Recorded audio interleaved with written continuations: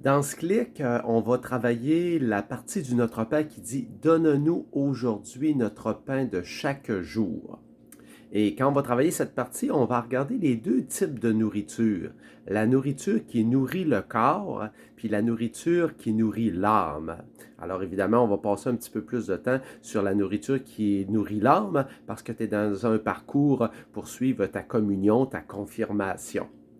Je vais aller sur la première partie quand on dit nourrir notre corps.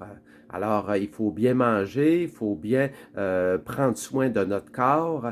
Est-ce que toi, tu es au courant qu'il y a des gens qui n'ont pas la chance de bien manger? Je ne sais pas si c'est ton cas à toi. Il y a des banques alimentaires. Nous, ici, on connaît Moisson Saguenay, Moisson Québec. Je voudrais que tu regardes une vidéo là-dessus, puis que ça te fasse réfléchir, puis que tu puisses faire une discussion en famille.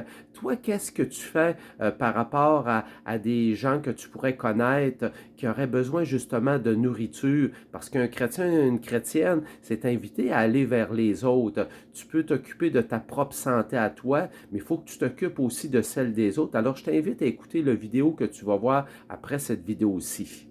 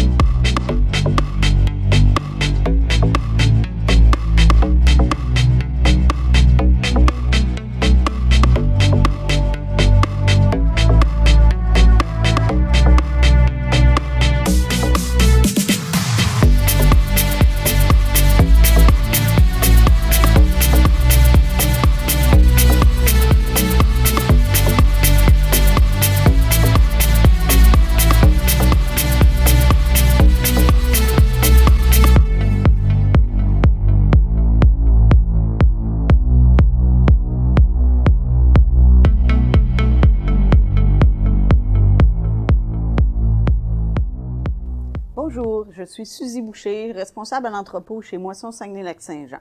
La plupart de nos employés ici sont des gens qui ont besoin de nourriture et puis qu'on leur paye, leur petit salaire, c'est des denrées qu'ils reçoivent. Ils viennent travailler environ 2 jours pour recevoir 15 kilos de denrées. Ces gens-là, ce sont des personnes qui ont besoin de s'impliquer dans la société parce que ça leur donne un plus-value sur leur estime. Et ils pourraient rester chez eux, rien faire, puis attendre leur chèque d'aide sociale à la fin du mois. Mais c'est des gens courageux qui se lèvent le matin, été comme hiver, puis qui viennent donner de leur temps pour s'impliquer pour la société, puis pour gagner un petit peu de denrées qui les aident à finir leur fin de mois. Il ne faut pas avoir de préjugés sur les gens qui sont sur l'aide sociale.